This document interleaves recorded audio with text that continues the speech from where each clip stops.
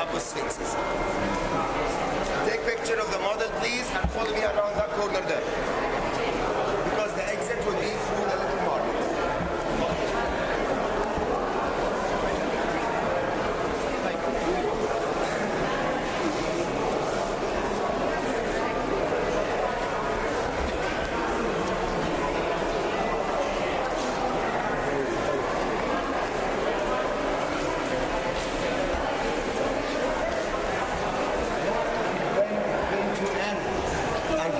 Monuments being treated since then, and how we paid attention again. I will answer all these questions in 5 minutes. But come closer, please. With shouting, I'm losing my voice, which you need.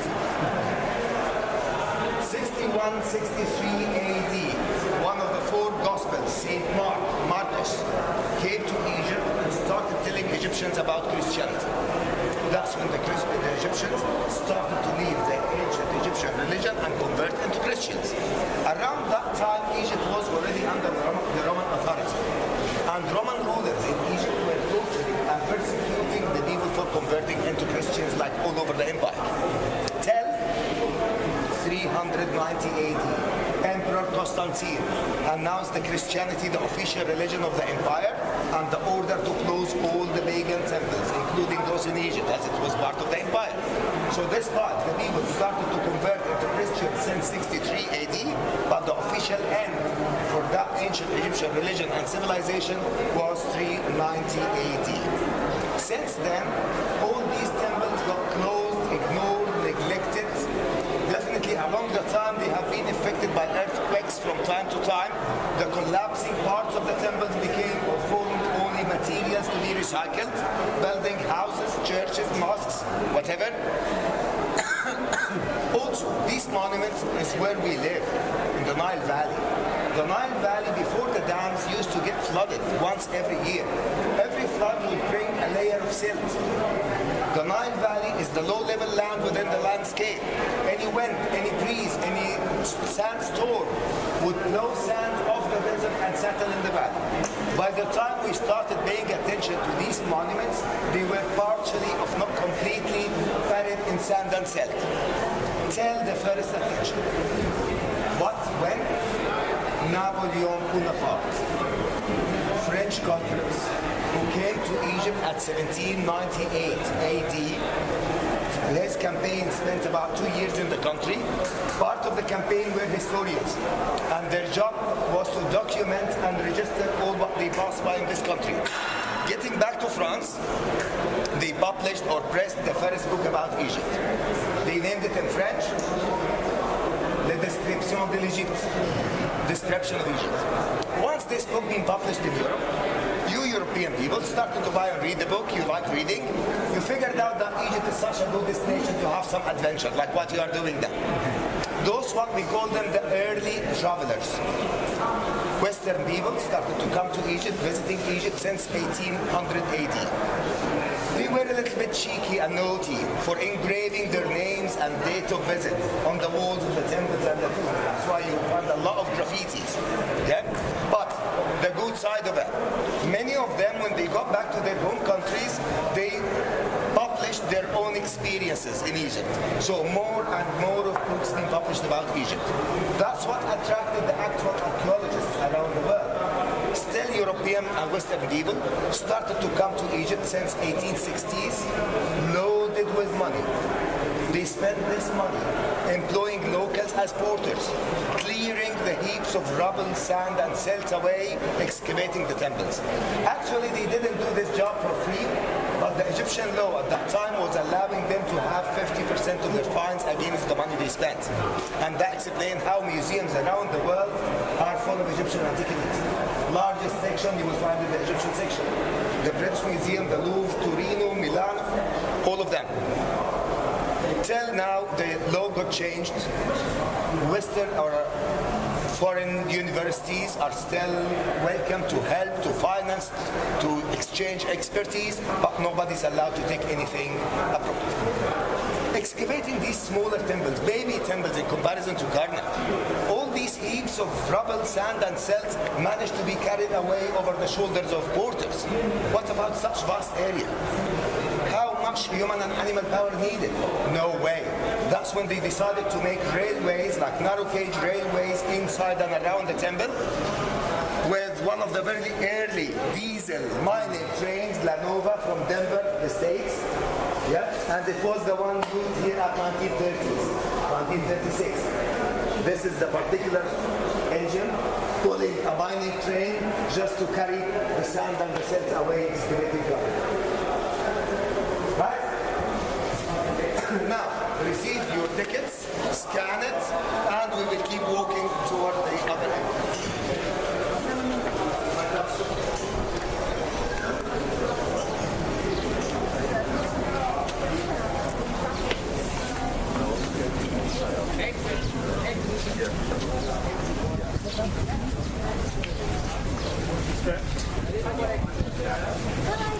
والله العظيم قاعد صاير من الصف ما ببص بقول لي بص. Orders.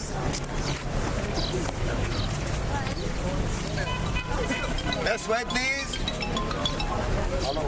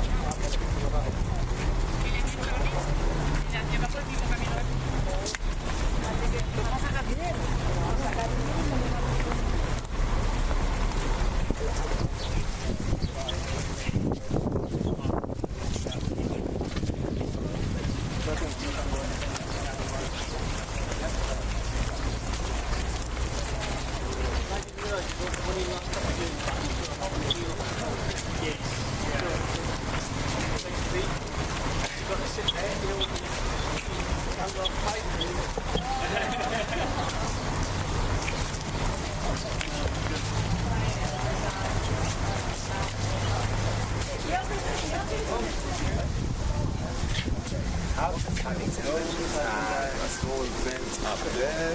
Hot air is lighter, goes up into the dome, out through the vent, allowing fresh air to come from the window and the dome. Creating vaulted ceilings and dome. Assume we are in the hot mode. Accordingly, the mausoleum or the mosque have got the same idea, these big domes to feed it.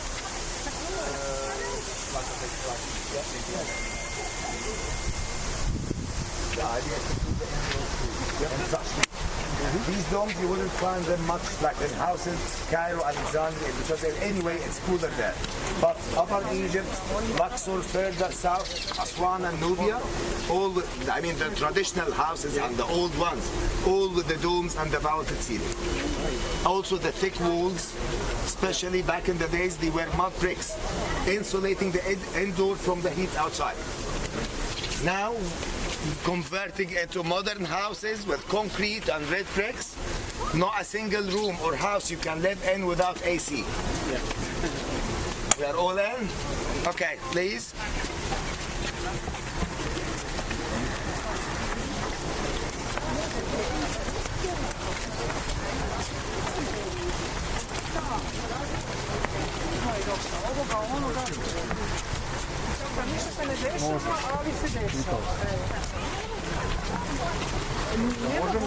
Orders, as you see, wherever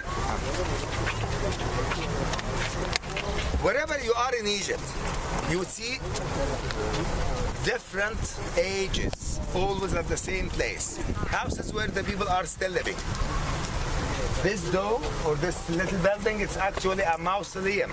Date back to the 13th century, Fatimid style. Around the other corner digging, we found a Roman path, Roman period. Ancient Egyptian temples. So literally everything exists here in layers. We live on top of whatever existed before us. That's already on top of older underneath. Please.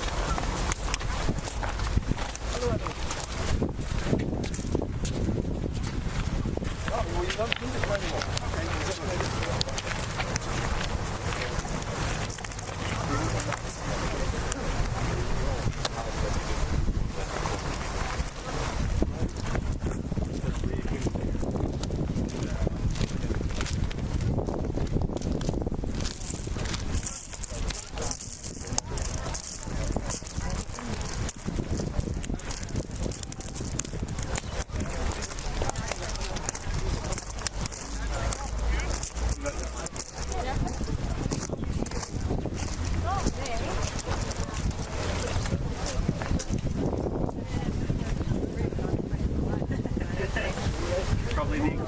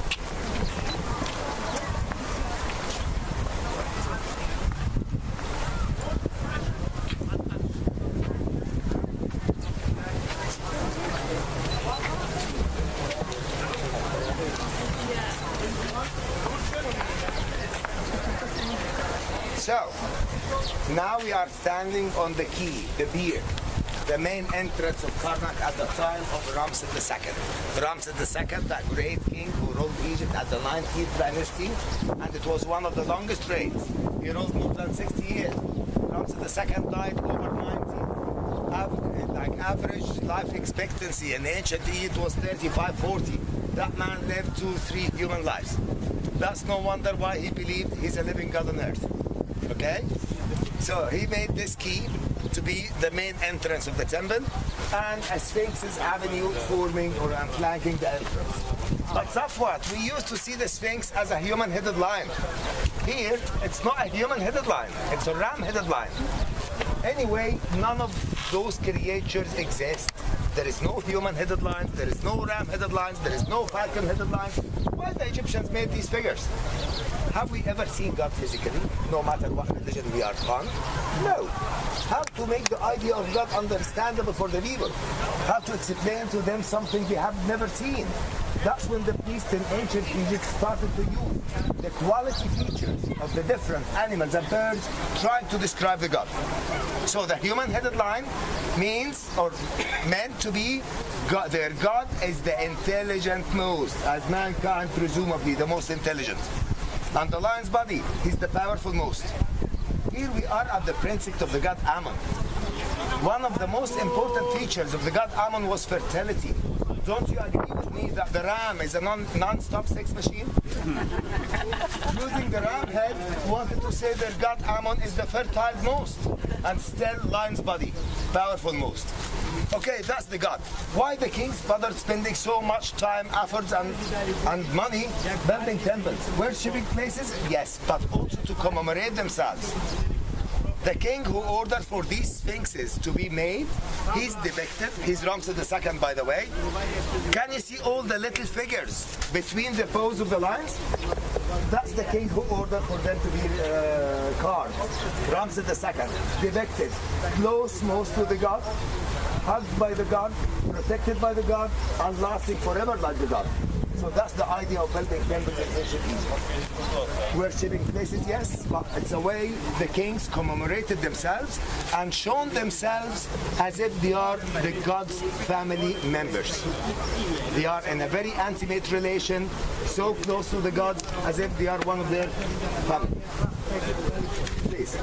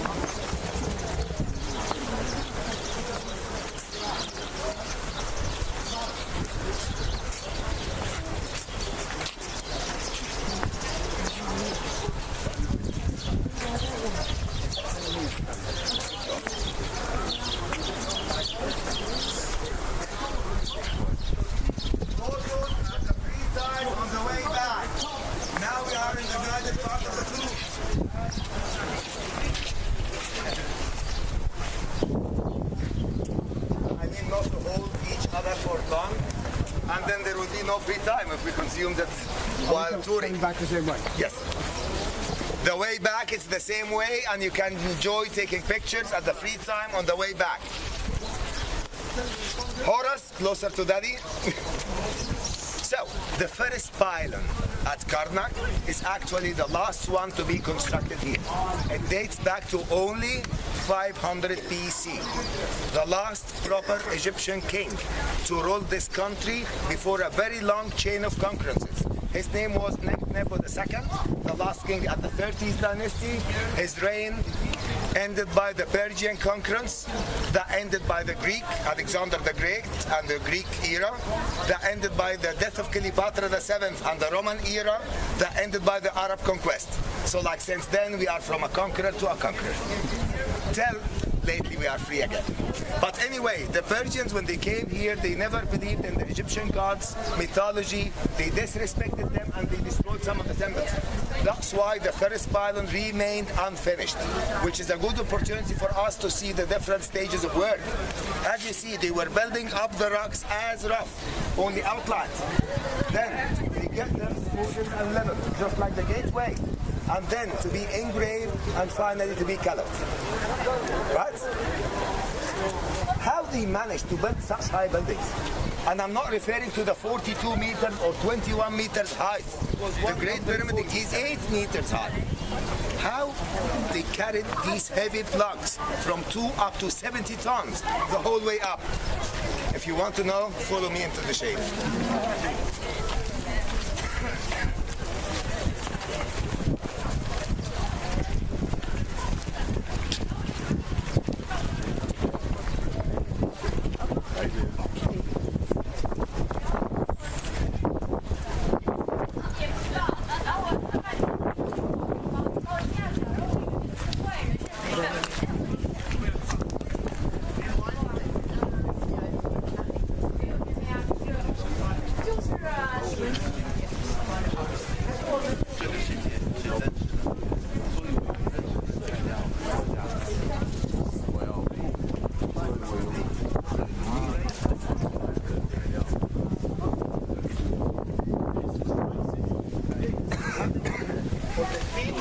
So,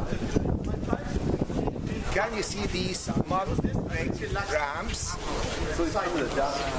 These are the old mud brick ramps left behind, not removed. It's the only thing explained to us there. After lining up the to make a slide, a ramp, on wooden sledges, they drag the next row blocks. The ramp would go higher and higher, longer and longer, till they finish the building, and then removing the ramps and decorating the walls from top down to the bottom. And these are the only ramps. Otherwise, I would follow those have the theory about the aliens. Sorry? Everything. Columns, pillars, pylons, walls, pyramids. It's always these ramps to push the things, the rocks, uphill till the top. Okay, where are we? At Karnak. What was Karnak? Temple. What we call our temple means worshipping place. What we call our worshipping places commonly, no matter church, mosque, temple, synagogue, don't we call them commonly houses of God? So the temples in ancient Egypt was actually an image of the God's house. Get a little bit closer. Where is that God? He's somewhere behind or maybe beyond the horizon. Actually, that gold statue or the alive animal that they looked after in the temple or around, it wasn't the God. It was also an image of the God. Where is that God? He's somewhere behind or maybe beyond the horizon. That's why the first item at the God's house, I mean the temple, is the pylon. Why? Two high walls forming the facade of the temple, flanking the entrance. By the way, symbolism is the way to understand the ancient Egyptian civilization. We are living in the Nile Valley.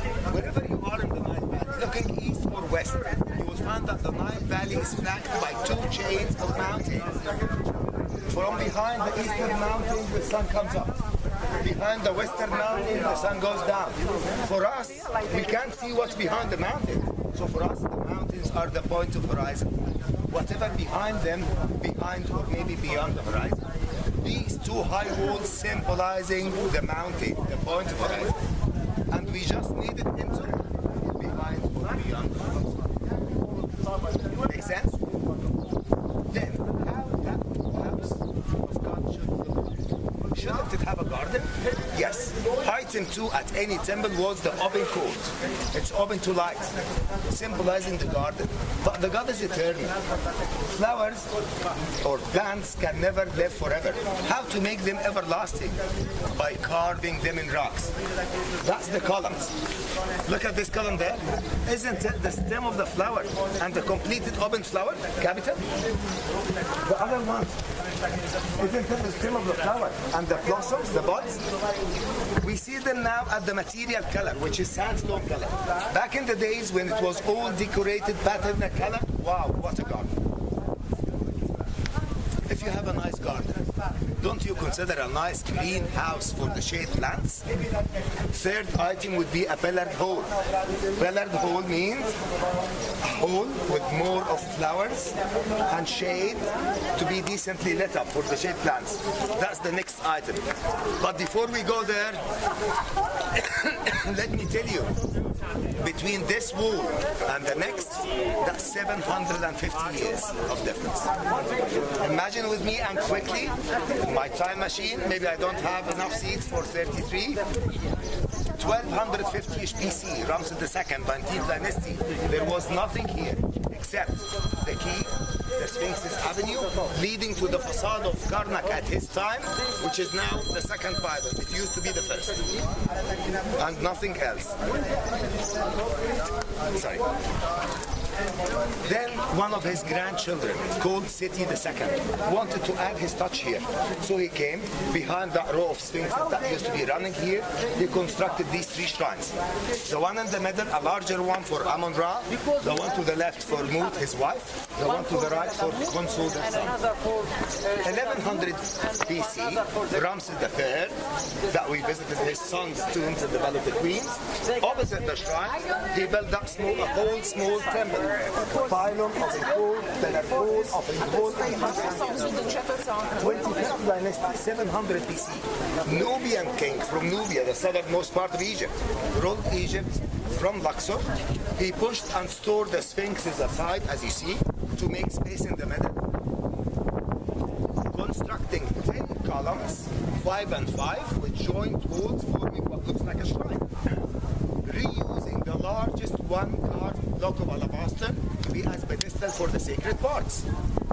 Then 30th dynasty, 500 BC, Nebu II started and never finished the first pylon, and they closed everything by the side walls. So this wall is 500 BC. Next wall, 1250 BC. 750 years difference within 2 walls. Ready to dive a little bit deeper in history?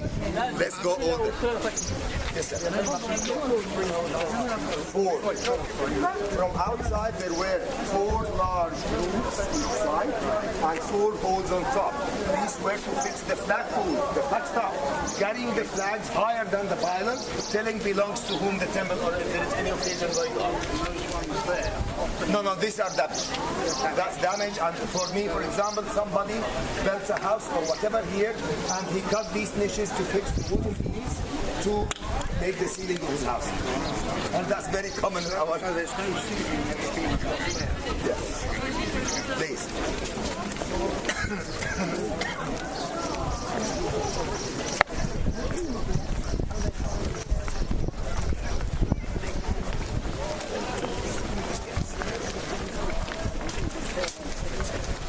King Tut, that baby sphinx we found in here around the corner, no names written on, the face features, then that is right side. Yeah.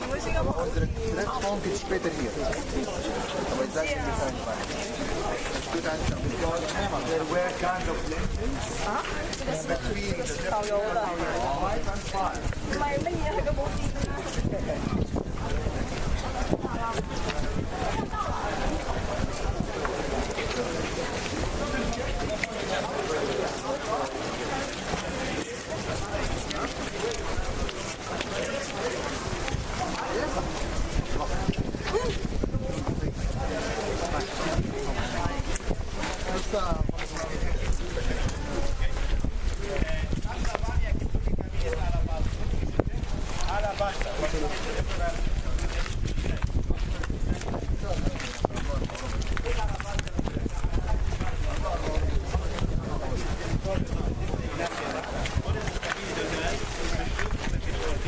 Horus. I told you, kings were to be treated as semi-gods and semi-human. Come closer, please, to be able to hear me. Semi-human and semi-gods till they die. Ramses II was the exception. He couldn't wait till he died to become a god. He announced himself a living god on earth. That's why he built all over the country, including a new capital of the country, like literally from borders to borders. And all his constructions were bigger, larger, more in number than any of his ancestors. Usually, entrances of temples can be flanked by two statues of the king, one each side, protecting, welcoming, guarding. But when this was the entrance of Karnak at his time, okay, everybody's doing two. No, that's not enough for me. I will go for four. One, two behind the sheets, under restoration, three, and number four will be standing here. But looking at the two remaining ones, that one there, he's stepping forward, left foot forward, and the arms along the side. This was the pose to show and depict the king during his first life. Then now, he's walking on the back of this earth. Right? The other one, he's standing still, and the arms across the chest. Looks like a mummy. We call it the Osirian position, after the god Osiris. He's standing for a lady emerging from between his legs. Two theories. One says she's Nefertari, his first and most beloved wife, out of 35 wives, secondary wives, and concubines he had. Made out of them 111 sons, 67 daughters. I wonder when that man found time to rule the country by making children. Second theory says no, she's not Nefertari. For her face features, she's Bent Aynat. Bent Aynat, or you may pronounce her name Bentanta. That's the eldest and most beloved daughter of Ramses II from Nefertari. That he gave her the title the royal wife. In a way, he married his own daughter to elevate her from princess rank into queen's rank, to present with him the opening of his own temple at Abu Simbel.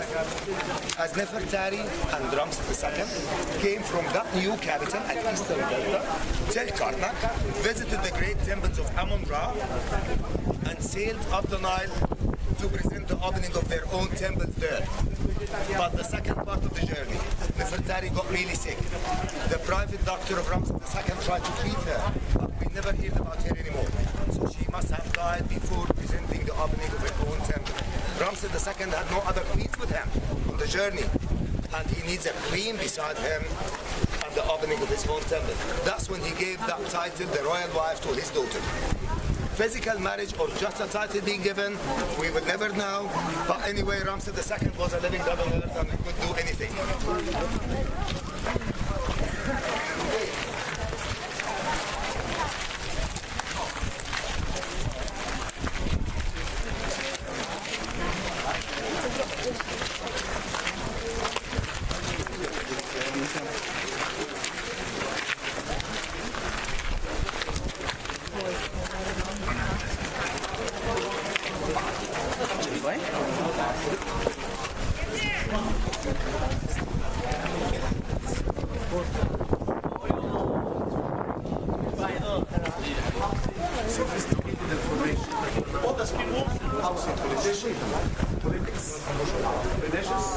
Rituals, very intense. But only one carrying the most important information will reveal about if the same member. This is the strong, right?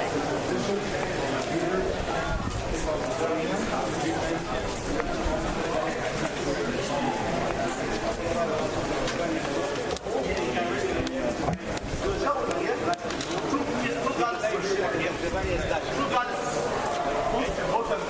Bologna takie same jak uczyliśmy. Albo mają albo mają twarde. Różnice między nimi taka była 10 metrów. Zróżnicowanie jako czyli była takie tradycje. Horus!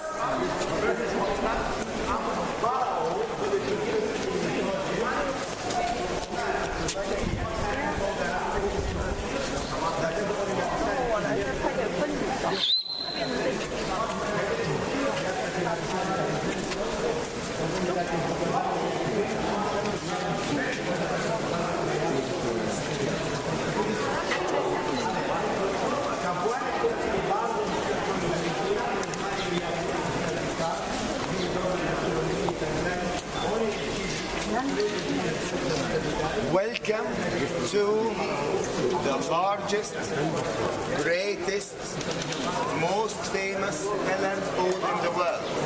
It's even larger than the Colosseum in Rome. 134 huge columns arranged in this hall here. Why? Symbolizing the greenhouse. But what a greenhouse. How it developed into what it is, how it used to look like when it was intact, that's the coming part of my explanation. Come closer, please. Guys, again, my time machine, please. 1400 BC.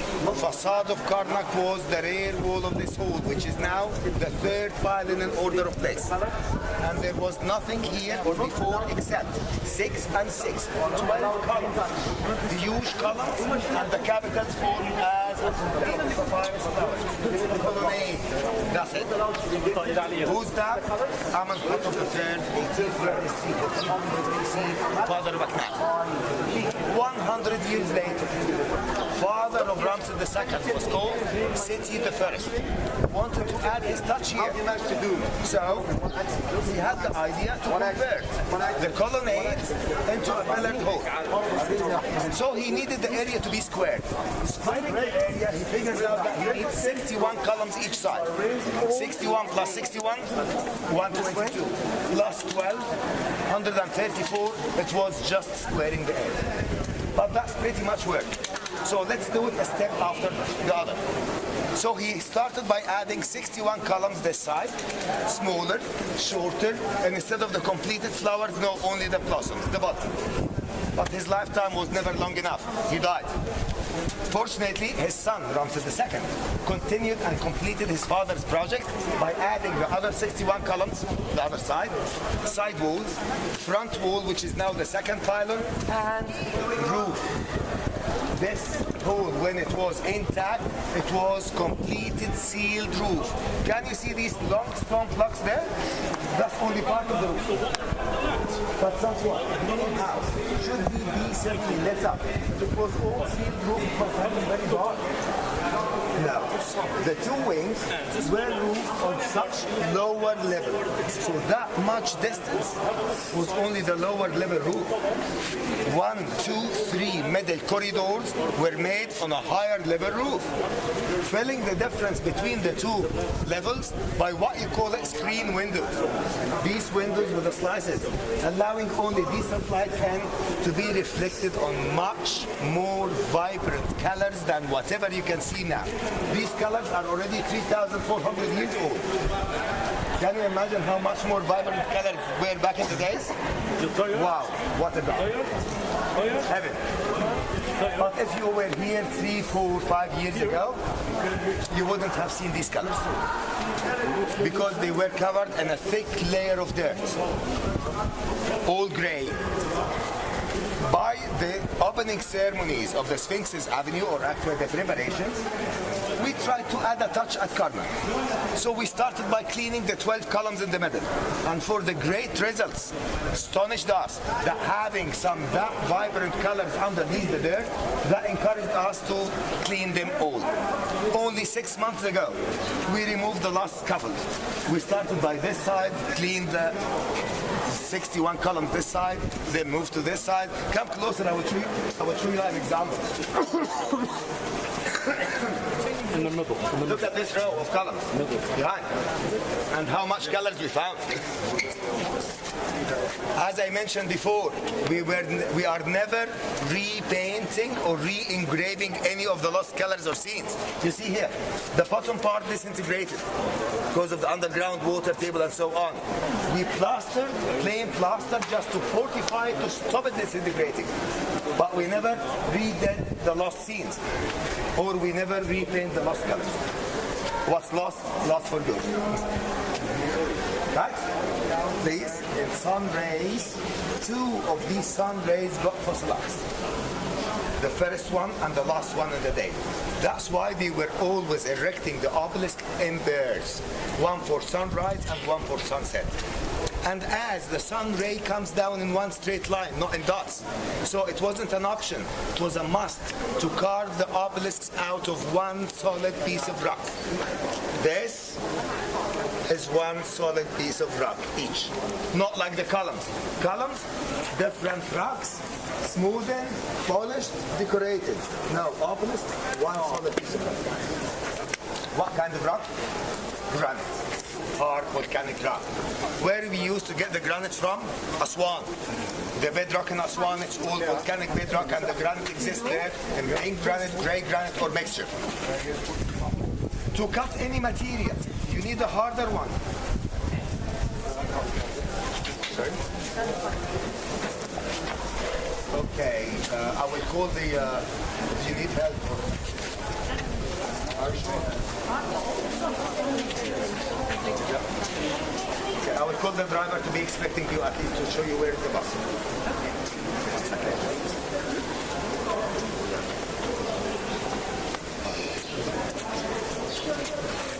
To cut any material, you need a harder material. What's harder than granite we had in ancient Egypt or in Egypt? The granite is already silica. هذا حيعينك. في زبونة تعبانة ففي زبونة ثانية هتجيبها وتبقى قاعدة في الأتوبيس. فخلي عينك عليهم اللي هم الاثنين تخان جو. ماشي؟ اوكي. ماشي. طب شوفوا أول ما تلاقيهم قول لهم هو ده الأتوبيس. Diamond. Not diamond. We never found any traces of diamonds in ancient Egypt, but we have the second hardest after diamond, dolerite. Dolerite, that gray greenish, very heavy, very dense rock. It's the second hardest after diamond, and we found it near Abu Simbel, almost the Egyptian-Sudanese border. Balls of dolerite hitting the granite, cutting and freeing three sides of the obelisk. What about the fourth side? Still attached to the ground. They used to cut an elongated gap, depression along the fourth side, and got it full of equal slots. Getting these slots stuffed very tightly by very dry wood, then to water the wood. The wood sucked the water, expanding, cracking the whole piece one lot out. At the meantime, they were building massive barges can take two obelisks at a time for the balance. This one is already 250 tons each, 500 tons on a boat. Wasn't the worst condition or worst case. This one there for Hatshepsut, 423 tons each, 850 tons on a boat. How big boat is that? In a dry harbor, obelisk separated, flipped over, loaded on the back of the barge before the flood to come. Then the flood to come. The dry harbor is not dry anymore. Presumably the boat will float with the load already on top. They drag it into the main river, sailing the Nile, as we say here, down north. The Nile is running south-north from Central Africa, Lake Victoria, the whole way till Mediterranean, according to the great slope of northern Africa that drops 1 meter every 8 miles you travel north. That's why here is Upper Egypt, it's the highland. Delta is the lower Egypt, almost within sea level. Drifting down the Nile to Luxor, Cairo, wherever these obelisks needed. Then off the boat, so easy, off the boat. Wooden rulers, sledges, ropes, human and animal power, dragging the obelisk from the river bank to the temple where it's going to be erected. Then, how to lift it up. Other difficulty. Do you remember the mud brick ramps there? Can you see these big cubes of granite? That's the pedestal of the obelisk. They would get the pedestal surrounded by two ramps, one each side. And these ramps, not only mud brick, actually fortified by stone walls to take the weight. Filling the gap between the ramps and over the pedestal with soft sand to work as cushion. Before they start dragging the obelisk backwards up the ramp, till a particular point of balance.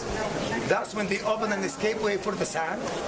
It's replacing the sand, fitting in place, but precisely right angled. Fractions were not allowed. If it's right angled, under the weight, it stays in place forever. If it's any more or less, within the first earthquake in going to collapse. None of them collapsed until somebody decided to take them away. More than 75% of the Egyptian obelisks are already approved, less than 25% with importers. Largest number of obelisks in one country, it's not Egypt, it's Italy, as they started taking them since the Roman period. 18 obelisks in Italy, 14 out of the 18 just in Rome. That's why they call Rome the city of the sun.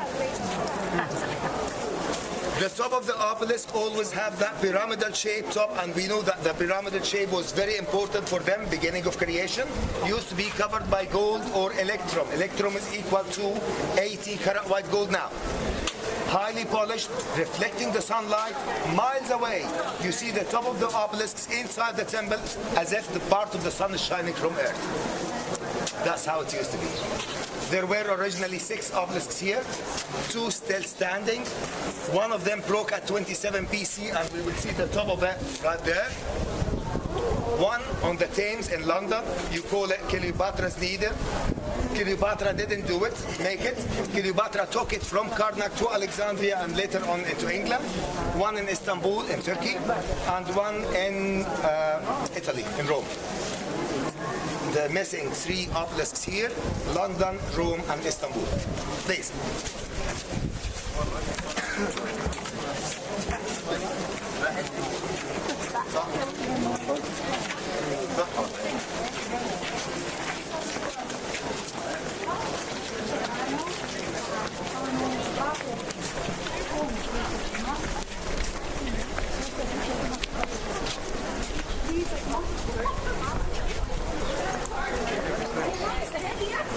But you know, this wall was really good to preserve the obelisk of his stepmother. So when he tried to hide it, his wall was good to preserve it with its natural color. So the top of the obelisk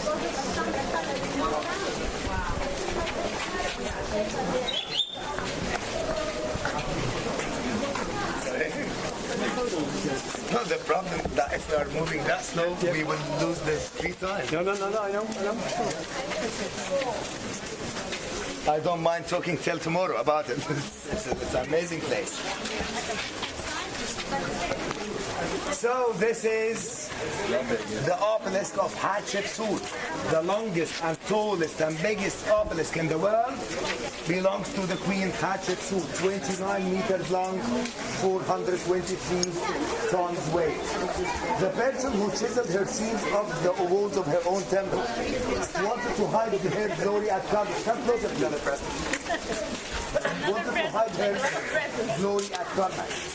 But who was there to commit such a crime at Karnak, the holy most day? Who was there to touch a fossilized sun ray, having part of the God's soul inside? So how to hide her glory without touching the obelisk? That's when he thought to build, or he built already, enclosure walls around the obelisk. Can you see these walls at the bottom? Can you see the top third? It's a different color to the bottom 2/3. That's how high was the wall. So the top third was exposed to the sun 1,500 years longer.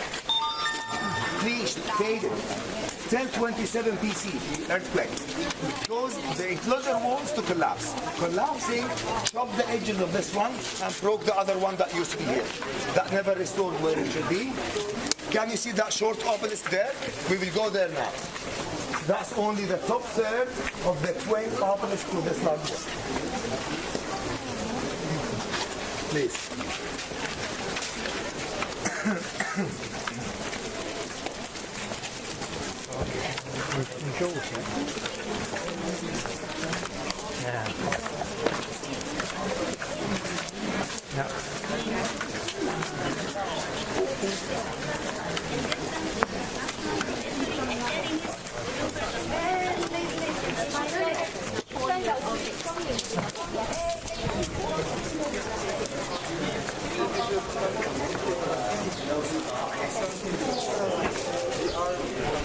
Take this corner, please.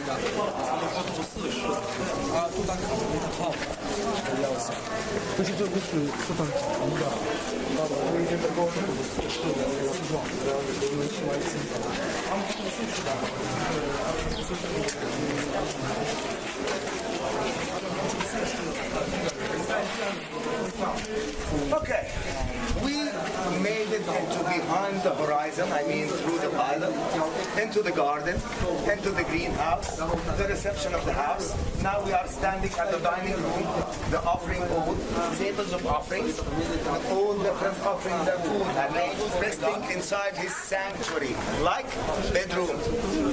The soul of the God would benefit from the spirit of the food, and then materials to go to materialistics. The food itself was the way the priests fed themselves and their family. And who was allowed into the temples and who's not?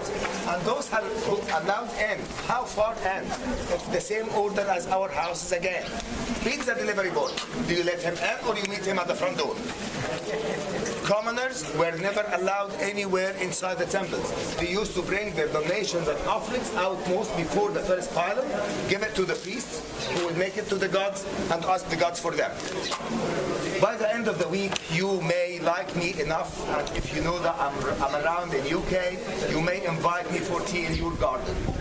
Or you wouldn't. I said, if you like me enough. It's not a promise. So, middle rank people, they were allowed into the open court, the garden. But when you like me even more, Safwa, come and I'll show you the precious flowers in my greenhouse. So high-ranked people, they were allowed into the pillared hall. But only family, bigger family, very close friends. They can have a meal together in the dining room. So only the royal family and the high-ranked priests were allowed into here. Who you allow into your bedroom? Only your children, right?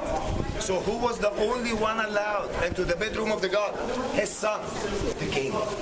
But being practical, how one king physically will serve more than 370 different gods and goddesses all over the country in all different temples?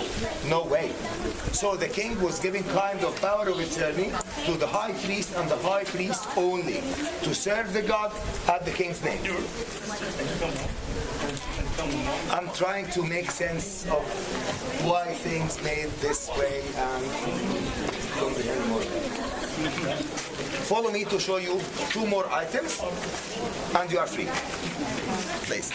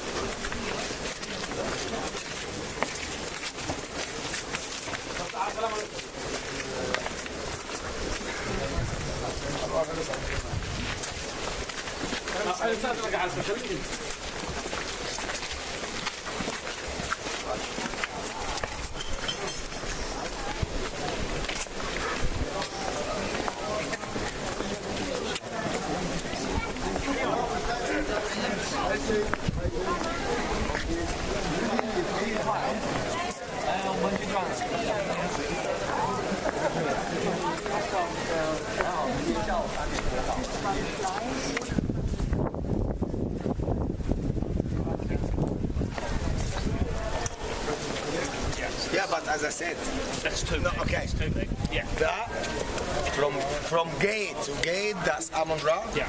There is other north-south access, including these pylons, still Amun Ra. But around the corner in this direction, there is a temple of Khunsur. Behind it, there is another temple for Abed. Yeah. The other direction, the temple of Betah, northern direction.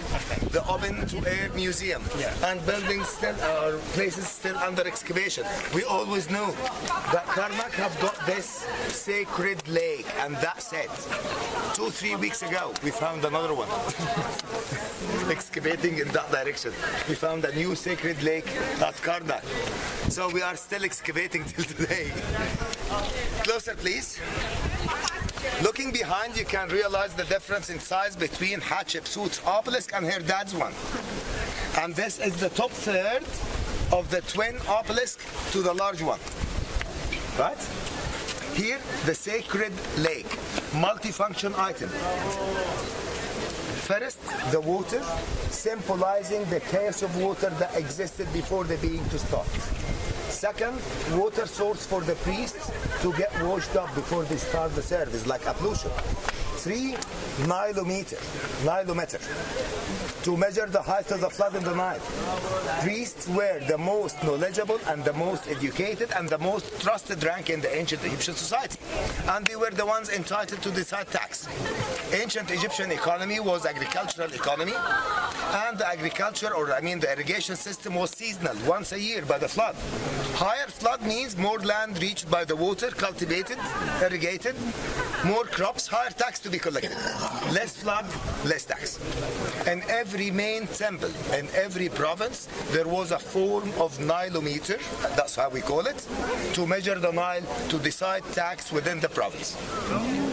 Last item, I talked about it at the Valley of the Kings, which is the scarab beetle, the dung beetle. It was a sunrise god, as if the scarab beetle who's pushing the sun to rise. But also in hieroglyphic, the ancient Egyptian writing, the figure scarab was a word written, looks like scarab, pronounced kheber, means good. That's why it's associated to the good luck, till it became a good luck charm. And the famous theory about this particular scarab, if you have a wish and want it to come true, all what you need, make your wish and go 3 times anti-clockwise around the scarab beetle, fingers crossed, it's gonna happen. And then enjoy free time. What time is it now? Great, it's 5 to 3 or 7 to 3, whatever. I need you in the bus 3:45 to leave. Yeah, the bus should start driving at 3:45.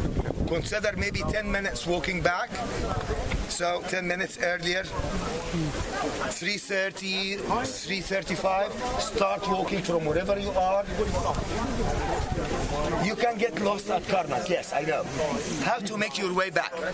From wherever you are, you will be still able to see the obelisks. The obelisks are actually within the main axis. Try to reach them. Reaching them, just head west.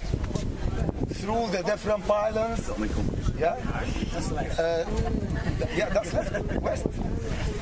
I have no idea which west. No, because you could be on the other side. Then it's right. That's right. Yeah. Just before the visitor center,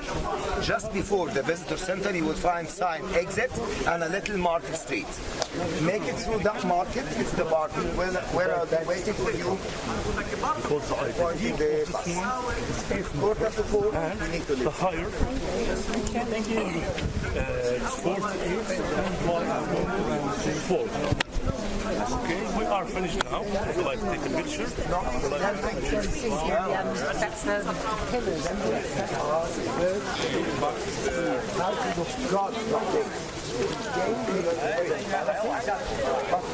All these people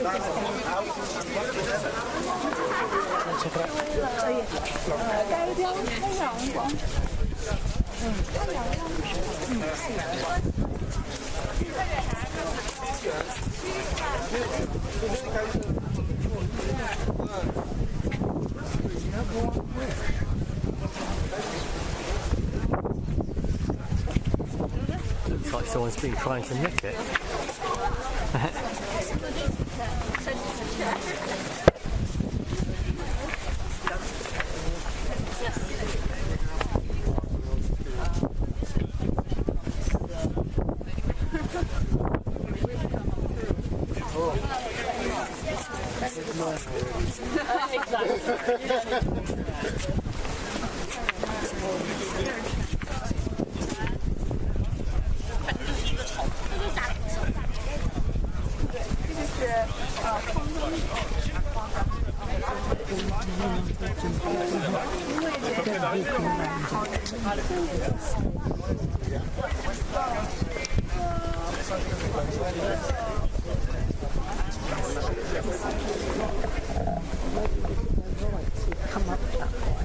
Yeah.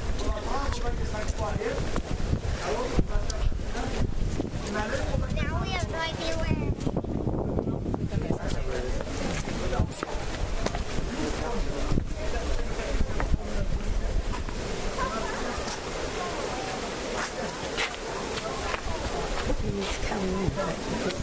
Yeah, okay.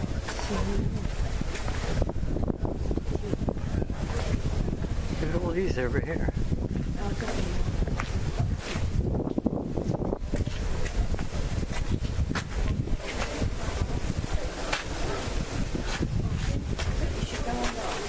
You can come this way.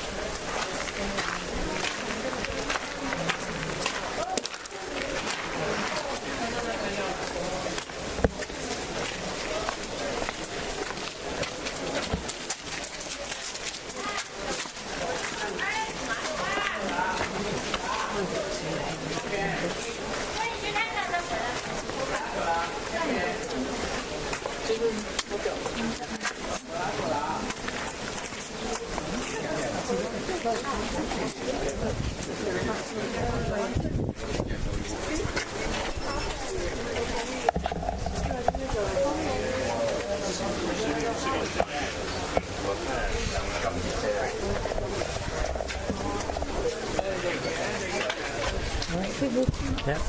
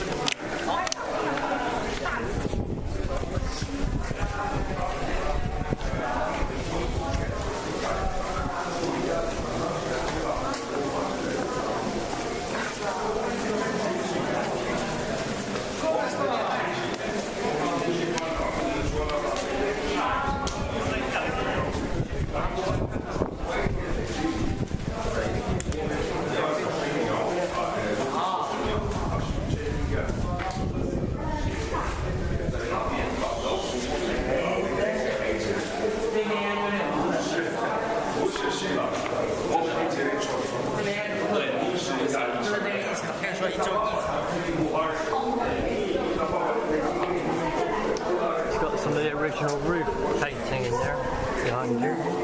No, behind where I've just come from. I'm not sure where I've been there.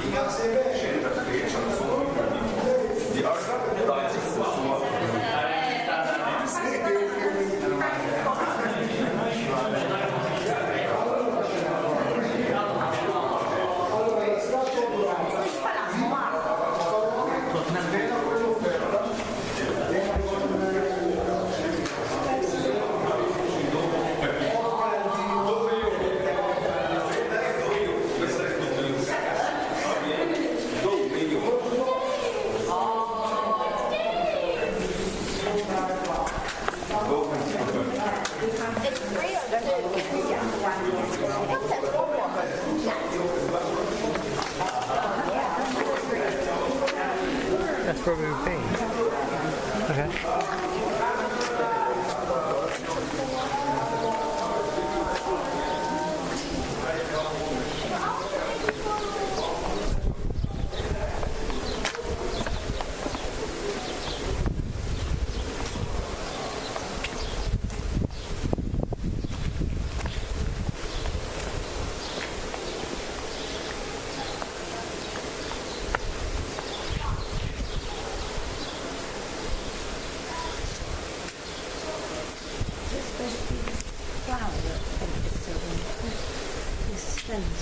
Yeah.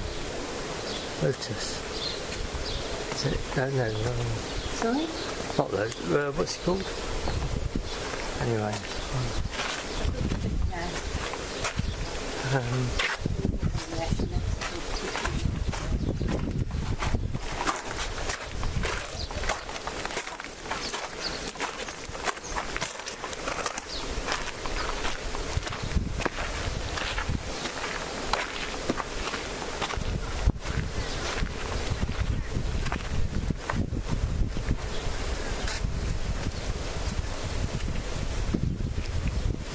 further back, can't we? Can't walk it this, but...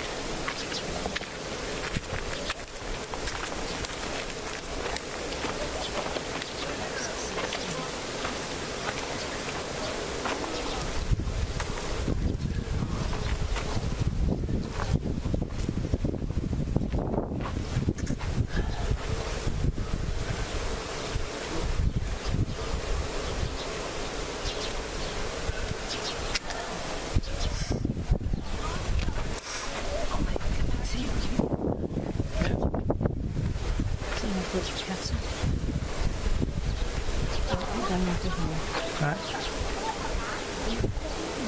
Yeah.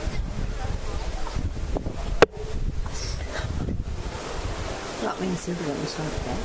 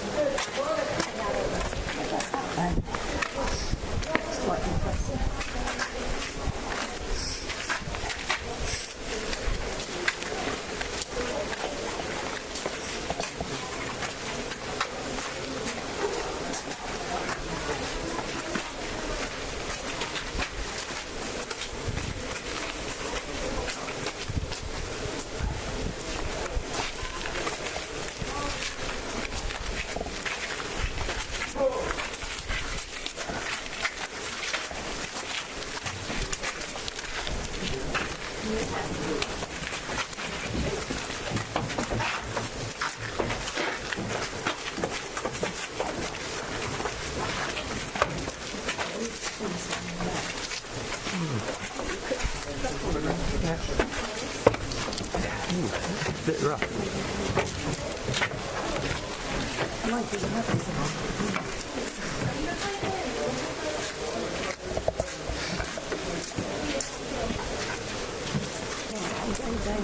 Yeah.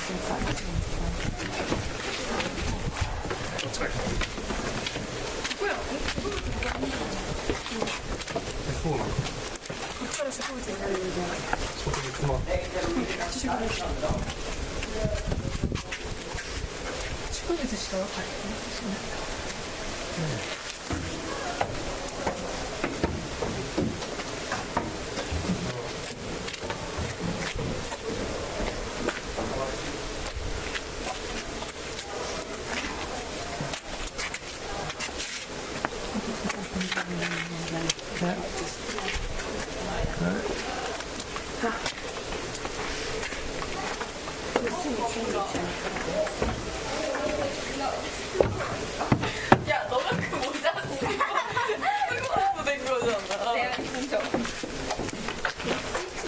그건 어때? 그렇게 된 거잖아.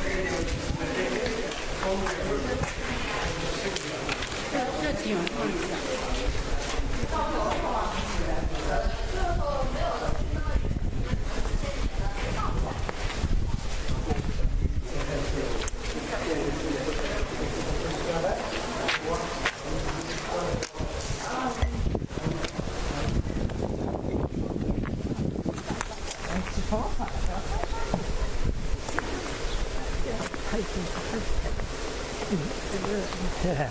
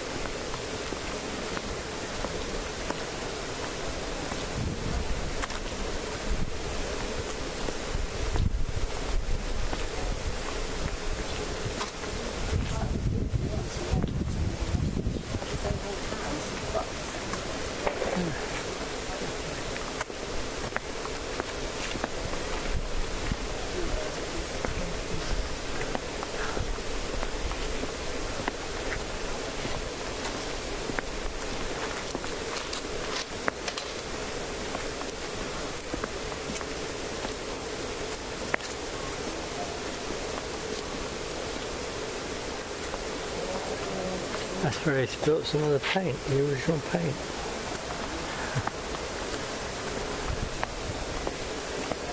Nice.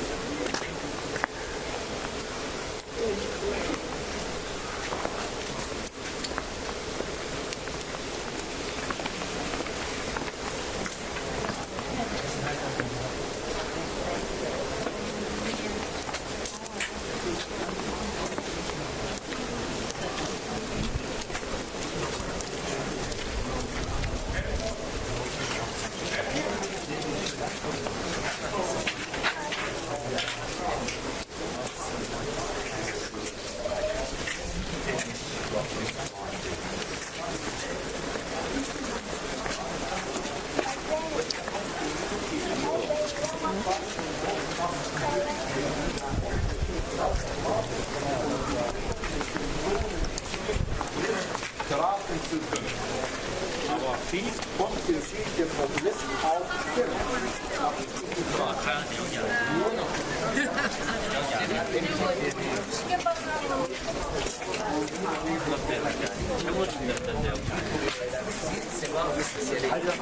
Ouais, non, mais c'est sûr que ça doit être en bonne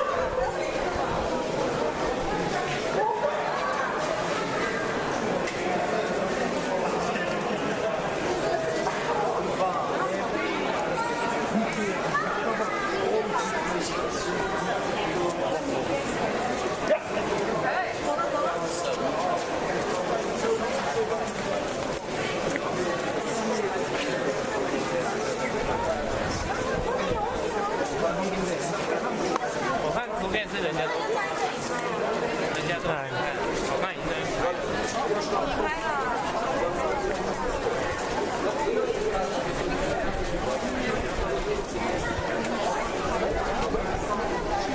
Is that jewels on there?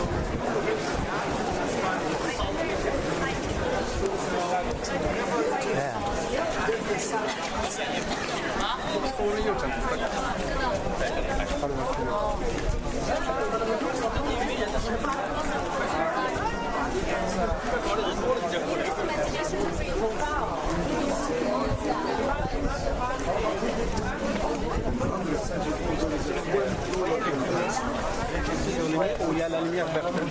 Ça, c'est le nouveau vélo.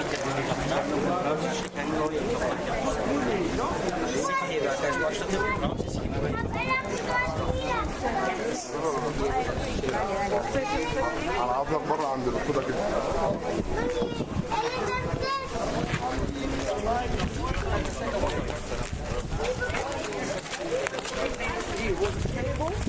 And the green was higher of the track by the time and the cover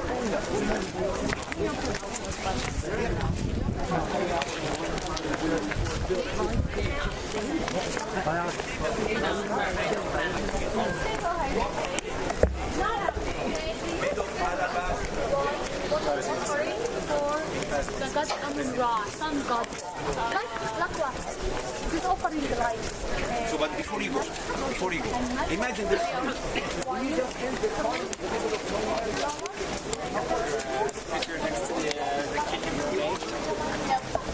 You don't?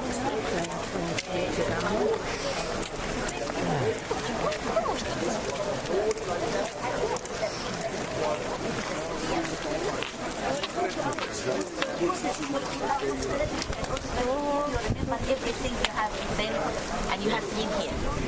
So then you see his treasures and the new gem. We exhibit all of them in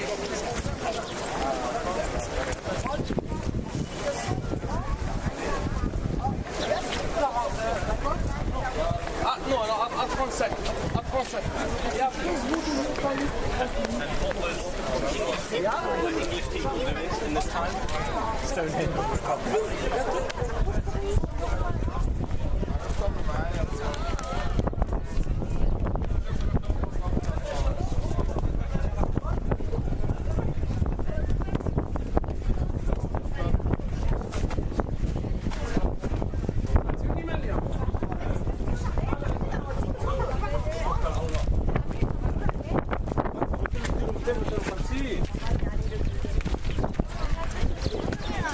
ما جات اذا كان هو كان عين 10